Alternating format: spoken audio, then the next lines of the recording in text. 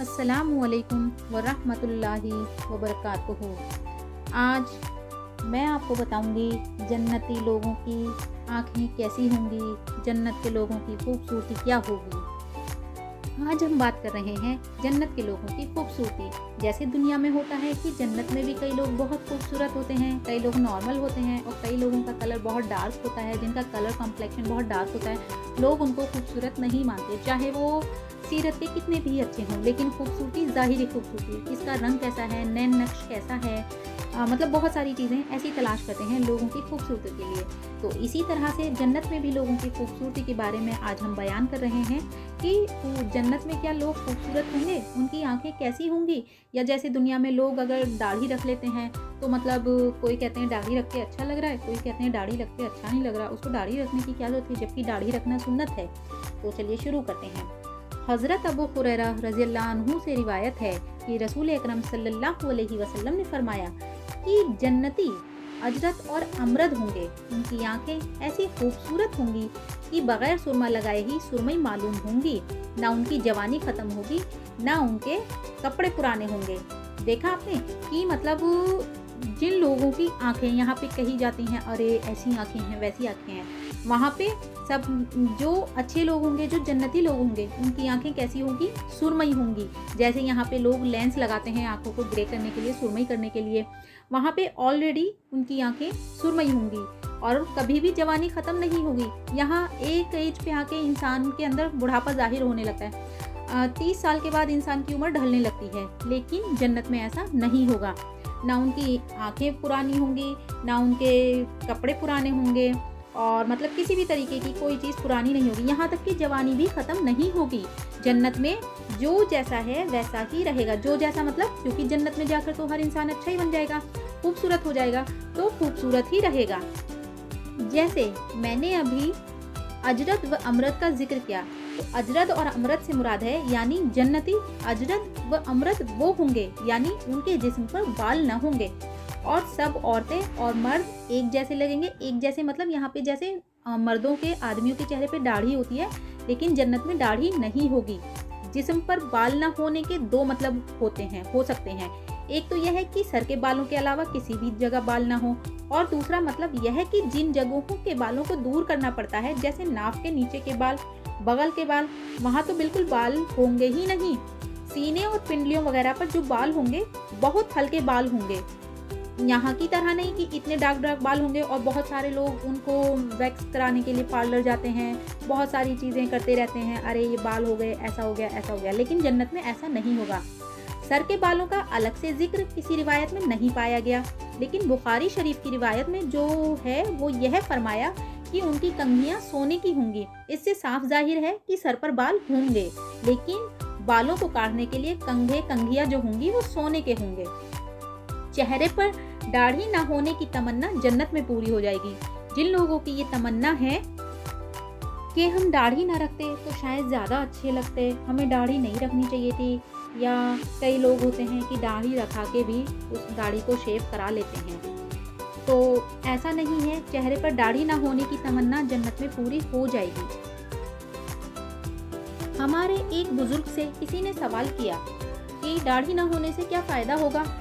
फरमाया कि इसका जवाब उनसे मालूम करो जो दाढ़ी मुंडाते हैं, यानी जो दाढ़ी रख के भी कटवा लेते हैं, क्लीन शेव हो जाते हैं। बहरहाल जन्नत में तो हर चीज़ खूबसूरत होगी, दाढ़ी न होने पर भी मर्दों की खूबसूरती बढ़ी हुई होगी, और अंदर से बाल निकलकर नए आएंगे, जिनको मुंडाना पड़े, जिनको शेव करवाना पड़े, और उसकी वजह से खाल ख़राब हो जाए, क्योंकि जब बार बार एक जगह से चीज़ हटती रहती है तो फिर वो चीज़ ख़राब हो जाती है। इसी तरह से जन्नती लोग जो होते हैं उनकी तंदुरुस्ती और उनकी जवानी भी बहुत ही अलग होती है, दुनिया के लोगों की तरह नहीं कि दुनिया में मतलब जो खूबसूरत होते हैं उनकी एक अलग वैल्यू लोग रखते हैं। बहुत सारे लोगों का अपना अपना अलग अलग पॉइंट होता है। कोई लोग किसी को इज़्ज़त पैसे की वजह से देते हैं, कोई लोग उसकी खूबसूरती की वजह से होती है, लेकिन जन्नत में ऐसा नहीं है। जन्नत में पहली बात तो सब लोग हेल्दी होंगे और तंदुरुस्त जवान होंगे। यहाँ की तरह नहीं किसी की आज कोई परेशानी है, कोई आज बीमार पड़ा है, आज कुछ हो रहा है, फिर के जी उम्र ढल रही है, अब तो उम्र का तकाजा है, लेकिन जन्नत में ऐसा नहीं है। ये तो जन्नत के लोगों की तंदुरुस्ती और जवानी। हज़रत अबू सईद खुदरी रज़ियल्लाहु अन्हु और हज़रत अबू हुरैरा रज़ियल्लाहु अन्हु से रिवायत है कि रसूल अकरम सल्लल्लाहु अलैहि वसल्लम ने इरशाद फरमाया कि एक खुदाई मुनादी जन्नतियों में पुकार कर ऐलान कर देगा कि ए जन्नत वालों, तुम्हारे लिए यह बताया है कि हमेशा तंदुरुस्त रहोगे। यानी कि इसके लिए एक मुनादी आकर ऐलान करेगा और वो अनाउंसमेंट करेगा कि जन्नत में रहने वाले लोगों, तुम हमेशा तंदुरुस्त रहोगे, कभी बीमार न होगे, और यह भी तय है कि हमेशा जिंदा रहोगे। दुनिया की तरह कोई डर नहीं कि भाई आज जाना है कल जाना है, क्योंकि इस दुनिया को तो एक दिन फानी होना है, लेकिन जन्नत में ऐसा नहीं है। कभी मौत ना आएगी, और यह है कि हमेशा जवान रहोगे, कभी बूढ़े ना होगे। जन्नत में कभी बुढ़ापा नहीं आएगा, कभी मौत नहीं आएगी। यह कि हमेशा नेमतों में रहोगे, कभी मोहताज ना होना पड़ेगा, कभी मोहताज ना होगे। दुनिया की तरह हमें कभी किसी का मोहताज ना होना पड़ेगा। जन्नत में हर काम हमारी मर्जी के मुताबिक होगा, हम जो चाहेंगे कर सकेंगे। सबसे मेन चीज़, कभी बुढ़ापा नहीं आएगा, हमेशा तंदुरुस्त रहेंगे, हमेशा जवान रहेंगे। ये मुस्लिम शरीफ की हदीस में भी है। जैसे जन्नती लोगों की जो उम्र होती है, जो जन्नती लोगों की उम्र से मुराद कि जन्नत में जो लोगों की उम्र है। हज़रत अबू सईद रज़ियल्लाहु अन्हु से रिवायत है कि रसूल पाक सल्लल्लाहु अलैहि वसल्लम ने इरशाद फरमाया कि जन्नत में जाने वाला जो शख्स इस दुनिया से विदा होगा, छोटा हो या बड़ा, जन्नत में दाखिले के वक्त सब 30 साल के कर दिए जाएंगे, इससे कभी आगे न बढ़ेंगे। मतलब इस दुनिया में जब इंतकाल होगा, किसी का बुढ़ापे में होता है, किसी का जवानी में होता है, किसी का बचपन में होता है, कोई ना बुढ़ापा होता है ना जवानी होती है, बीच की उम्र होती है। लेकिन जब हम जन्नत में दाखिल होंगे, जब जन्नत में दाखिला मिलेगा, तो उस वक्त सबकी उम्र, सबकी एज 30 ईयर्स होगी। उस टाइम सब 30 साल के होंगे, ना कोई छोटा होगा, ना बड़ा होगा, ना बूढ़ा होगा, ना बच्चा होगा, सब 30 साल के होंगे। 30 साल की उम्र जो है वो एक दरमियानी उम्र है। 30 साल की जो उम्र होती है वो एक दरमियाना उम्र होती है। ना उसमें बचकाना बचकाना आदतें होती हैं, ना नादानी होती है, ना जवानी होती है, ना दीवानी होती है ना, कि भाई हाँ दिल में अलग तरीके के ख्यालात आ रहे हैं। तो इस तरीके से कुछ भी नहीं है। जो 30 साल की उम्र है एक बहुत अच्छी दरमियानी उम्र है। ना उसमें बचपना होगा, ना नादानी होगी, ना जवानी का जोश होगा इस तरीके से, जैसे जवानी में लोग दीवाने हो जाते हैं इस तरीके से। ना बुढ़ापा आता है, ना बुढ़ापे की निशानियां होती हैं। उस उम्र में पूरी जवानी और पूरी समझ दोनों होते हैं, सब कुछ होता है उस उम्र में। होश व हवास बजा और अंग सही सालिम होते हैं, इसलिए यह उम्र जन्नती लोगों के लिए रखी गई है। छोटा हो या बड़ा, हर शख्स 30 साल का कर दिया जाएगा। यानी 30 साल की उम्र की जो खूबियां हैं, जो हालात होते हैं, जिनका जिक्र बार बार आया है, बार बार बताया जाता है कि जन्नत में 30 साल के ही होंगे, तो तमाम जन्नत वाले उनके मालिक होंगे। तमाम जन्नत वाले उनके मालिक होंगे। जितनी चीज़ें आती हैं हमेशा हमेशा जन्नत में रहेंगे। लेकिन सबसे मेन बात जो है, सबसे मेन बात कि जन्नत में जाने के बाद बुढ़ापा नहीं आएगा। कभी भी किसी को भी किसी भी कंडीशन में बुढ़ापा नहीं आएगा। दूसरी चीज़, कमज़ोरी। कोई भी इंसान जन्नत में जाने के बाद कमज़ोर नहीं पड़ेगा। किसी भी तरीके से उसको कोई दुख, दर्द, तकलीफ, किसी तरह की कोई कमज़ोरी उसके अंदर नहीं आएगी। वो हमेशा तरोताज़ा जवान ही रहेगा, चाहे औरत हो या मर्द हो। ना होशो हवास में खलल पैदा होगा, जैसे यहाँ पे होता है, इधर उधर मन डाइवर्ट हो गया और अपना माइंड इधर से उधर काम करने लगता है, ऐसा कुछ नहीं होगा। यहाँ लोगों के क्या, बच्चों के भी दांतों में प्रॉब्लम हो जाती है। लोग दांत उखड़वाने जाते हैं, कोई दाढ़ उखड़वाने जाता है, कोई उसमें मसाला भरवाने जाता है, समथिंग। लेकिन वहाँ पे ऐसा कुछ नहीं होगा। आप कुछ भी खाओ, कुछ भी पियो, लेकिन आपके दांत बिल्कुल ख़राब नहीं होंगे। रोशनी में फ़र्क आएगा? नहीं, रोशनी में भी फ़र्क नहीं आएगा। यहाँ पे आजकल बच्चों की आईसाइट वीक हो जाती हैं। ऑनलाइन क्लासेस क्या हुई, सभी की आइज़ पे फ़र्क पड़ गया। लेकिन जन्नत में बिल्कुल ऐसा नहीं है कि जन्नत में कुछ भी नहीं होगा। चाहे कोई बच्चा हो, कोई बूढ़ा हो, कोई अधेड़ उम्र का हो, यानी कि किसी का इंतकाल किसी भी उम्र में हुआ हो, वहाँ पे सब 30 साल के एक दरमियाना उम्र के कर दिए जाएंगे। जब जन्नत में दाखिल होंगे तो सभी की उम्र 30 साल की होगी। वो बच्चा हो, बूढ़ा हो, अधेड़ उम्र का हो या जवान रहा हो। लेकिन जन्नत में जाने के बाद सबकी उम्र 30 साल कर दी जाएगी और जब 30 साल की उम्र कर दी जाएगी तो कभी बीमार भी नहीं होंगे, किसी भी तरह की कोई परेशानी जन्नत में नहीं आएगी। रिवायतों में जन्नतियों की उम्र 33 साल भी आई है, यानी कि जो रिवायतें अलग अलग बयान हुई हैं तो उनमें 33 साल उम्र भी आई है, यानी जो उम्र जो रहेगी वो 30 से 33 ही रहेगी, इससे ऊपर नहीं रहेगी, है ना। तो मेन पॉइंट क्या रहा कि जन्नत में जाने के बाद इंसान को कोई भी परेशानी नहीं होगी। खूबसूरती देखो, वहाँ पे किसी में कोई कमी नहीं होगी, सब एक जैसे खूबसूरत होंगे, सबकी आंखें एकदम सुरमई होंगी, है ना, सबकी आंखें गिरे होंगी, यहाँ की तरह नहीं, इसकी काली, इसकी ब्राउन, इसकी कैसी। तो एक दूसरे को देख के जलन हसद नहीं होगी, हमें ऐसे क्यों नहीं है, हम ऐसे क्यों नहीं है। किसी चीज़ की परेशानी नहीं होगी, किसी चीज़ को खाने पीने का मन कर रहा हो उसकी परेशानी नहीं होगी, छोटे बड़े की परेशानी नहीं होगी। हर ऐशो आराम तो जन्नत में है, तो हम दुनिया के पीछे क्यों पड़े हुए हैं। बार बार सिर्फ एक ही सवाल है कि हम दुनिया के पीछे क्यों पड़े हुए हैं। दुनिया के पीछे पड़े रहने का मतलब कि हम दुनिया में भागते रहते हैं, एक दूसरे के पीछे, एक दूसरे की होड़ में देखा देखी एक दूसरे को भागते रहते हैं। आखिर हमें कब तक रहना है इस दुनिया में? एक ना एक दिन तो इस दुनिया से जाना ही है। ये बात हम अपने माइंड में सेट क्यों नहीं कर लेते कि आखिर हमें इस दुनिया से एक ना एक दिन जाना है, और वो टाइम हमारा फिक्स नहीं होता। अल्लाह जब जिसको चाहे अल्लाह उसको बुलाते हैं। हमें हमारा टाइम पता नहीं होता, अल्लाह को पता होता है हमारा मुकर्ररा टाइम क्या है, हमें इस दुनिया से कब जाना है, हम कब जाएंगे। लेकिन हमें पता नहीं होता कि रात है, सुबह है, शाम है, कल है या परसों है। लेकिन फिर भी हम सबको पता है कि हमें इस दुनिया से जाना है, सभी को जाना है, किसी को नहीं रहना। ये दुनिया फ़ानी है, सबको ही जाना है, कोई ऐसा नहीं है जो कह दे कि जी हमें नहीं जाना है। लेकिन फिर भी हमारी किसी की समझ में ये बात नहीं आती कि हाँ, हम दुनिया के ही पीछे क्यों पड़े हुए हैं। भाई, जब हमें इस दुनिया से जाना है तो हम इतनी भागा दौड़ी किस लिए करते हैं? जिस चीज़ के पीछे हमें भागा दौड़ी करनी चाहिए उसके पीछे हम भागा दौड़ी करते नहीं, उसके पीछे हम पढ़ते नहीं, उसको हम लपकते नहीं। तो मतलब क्या है कि हमें भागा दौड़ी किसके पीछे करनी है? अल्लाह की खुशनुदी हासिल करने के लिए, अल्लाह को राज़ी करने के लिए। जिससे हमें क्या फ़ायदा होगा? जिससे हमें फ़ायदा होगा जन्नत मिलेगी। क्या मिलेगी? जन्नत मिलेगी। जन्नत में हर तरह का ऐशो आराम मिलेगा। यहाँ की तरह हमें कुछ रोना नहीं पड़ेगा किसी के भी सामने। मतलब किसी भी चीज़ के लिए किसी के पीछे नहीं भागना। जन्नत में किसी भी चीज़ के लिए किसी के पीछे नहीं भागना।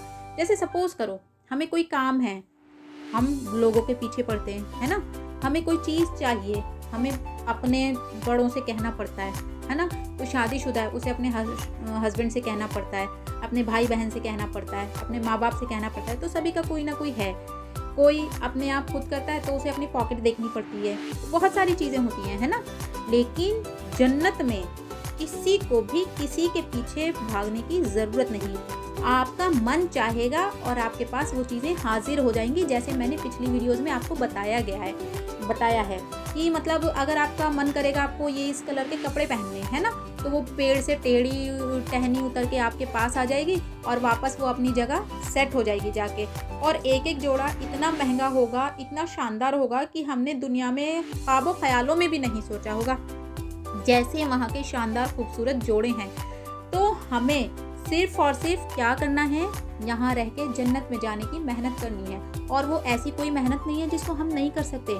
ऐसी मेहनत नहीं है। हमें सिर्फ 5 वक्त नमाज पढ़नी है, सिर्फ हमें 5 वक्त नमाज पढ़नी है। आप हुजूर सल्लल्लाहु अलैहि वसल्लम के बताए रास्तों पर अमल करना है। और अगर हम कर सकते हैं तो हमें नवाफिल की भी अदायगी करनी चाहिए। लेकिन फ़र्ज़ सबसे पहले है। कोई भी फ़र्ज़ सबसे पहले है, फ़र्ज़ के बाद सुन्नत की बात आती है और सुन्नत के बाद नवाफिल की। तो इसलिए हमें सिर्फ और सिर्फ अपने अल्लाह को खुश करना चाहिए। हमें दुनिया की खुशी के लिए लोगों के पीछे नहीं भागना चाहिए।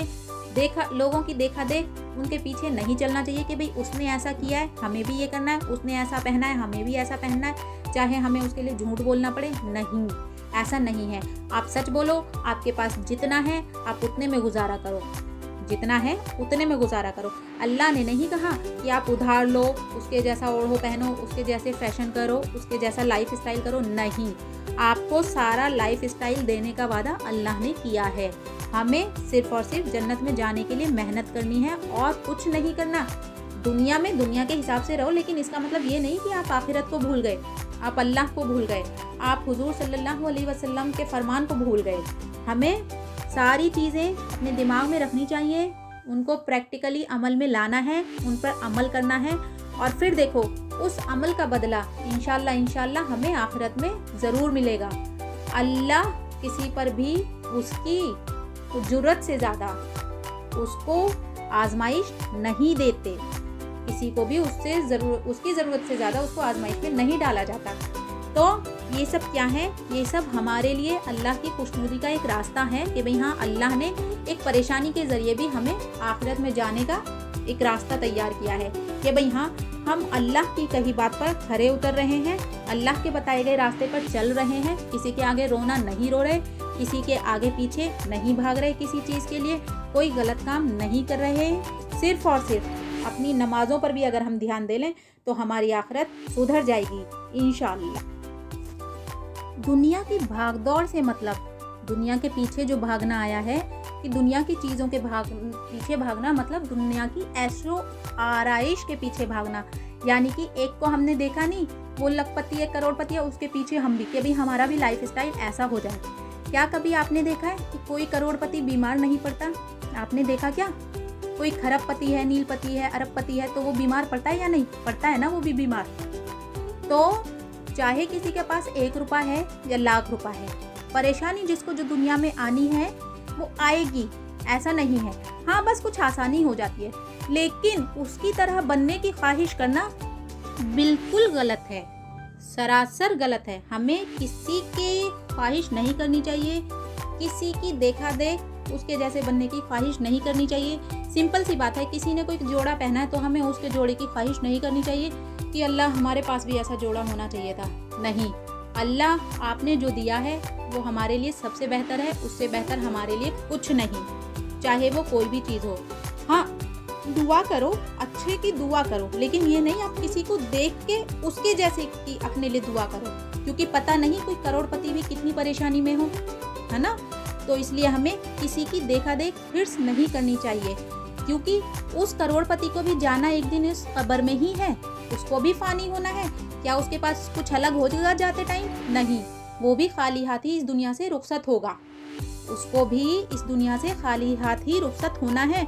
उसको कोई स्पेशल कुछ नहीं मिलेगा कि जी नहीं ये करोड़पति है, इसके अलग तरीके के कपड़े होंगे, इसको सोने चांदी के जेवर पहना के रुखसत किया जाएगा। नहीं, सबको एक सफ़ेद कफन के अंदर जनाजे की नमाज के साथ ही कब्र में दफन होना है। तो जनाजे की नमाज भी सबको नसीब नहीं होती, तो इसलिए हम हमेशा दुआ करें अल्लाह हमें जन्नतुल फिरदौस में जगह अता फरमाए, हमारा खात्मा ईमान पर हो, क्योंकि हम सबको जो चीज़ हमें यहाँ नहीं भी मिली है और जो करोड़पतियों को यहाँ मिल रही है, करोड़पति लोगों को, तो क्या फ़ायदा, हमें जन्नत में उसके बराबर ही मिलेगा, वो हमसे आगे नहीं निकलेगा। जन्नत में भी, जन्नत में हम सबको बिल्कुल एक जैसी चीज़ें मिलेंगी। एक जैसी कहने से मतलब मुराद है कि जिस चीज़ को हमारा मन चाहेगा हम वो ले सकते हैं, वो कोई खाने की चीज़ हो, ओढ़ने की चीज़ हो, पहनने की चीज़ हो, कुछ भी हो। खूबसूरती तक सबकी एक सी होगी। दिल सबके पाक साफ, सबके एक जैसे होंगे। इस दिल में किसी के लिए कोई रंजिश नहीं होगी। जन्नत में बाग होंगे, वो सबके लिए होंगे। जन्नत में जो खाना मिलेगा वो सबके लिए एक सा होगा। जन्नत में जो पहला नाश्ता होगा वो सबका एक सा होगा। जन्नत का जो पहला नाश्ता बनेगा, पहली रोटी बनेगी, वो इस ज़मीन की ही एक रोटी बना दी जाएगी, जिसमें हमारे लिए इतना टेस्ट आ जाएगा जो हमने दुनिया में नहीं चखे। यहाँ पे जो कुछ नहीं चखा होगा वो अल्लाह वहाँ जाके हमारे पहले नाश्ते में इसी ज़मीन की एक रोटी बना के हमें पेश कर देंगे। तो फिर हम क्यों ऐसी चीज़ के पीछे भागें जिसके पीछे भाग के हमें सिर्फ और सिर्फ मतलब गुनाह ही मिले या नहीं, या हम उसकी वजह से अपनी इबादत पूरी ना कर पाएँ, है ना। हमें ज़िंदगी गुजारनी है, एक नॉर्मल ज़िंदगी गुजारो। ऐसा नहीं किसी की देखा देख में चल के अपनी ज़िंदगी को बेकार कर लो, अपने रोज़े नमाज छोड़ दो, तो ऐसा नहीं करना चाहिए। हमें सिर्फ और सिर्फ अपने काम यहाँ पे ईमानदारी से करने चाहिए, ईमानदारी से अपनी ज़िंदगी गुजारनी चाहिए। हमें अपने रोज़े नमाज़ें पूरी करनी चाहिए, किसी का दिल नहीं दुखाना चाहिए, क्योंकि हमें वहाँ तो जवानी मिलेगी, तंदुरुस्ती मिलेगी, कभी बीमार नहीं होंगे, कुछ नहीं होगा। वहाँ पे खूबसूरती में कोई कमी नहीं आएगी, सबकी खूबसूरती भी एक जैसी होगी। तो इसलिए दुनिया में ऐसी कोई भी ख्वाहिश ना करो किसी दूसरे को देख के कि हम बुराई की तरफ ना निकल पड़े, कि मतलब दूसरे की ख्वाहिश करते करते हम कहीं अच्छाई से बुराई के रास्ते पर ना चल पड़े।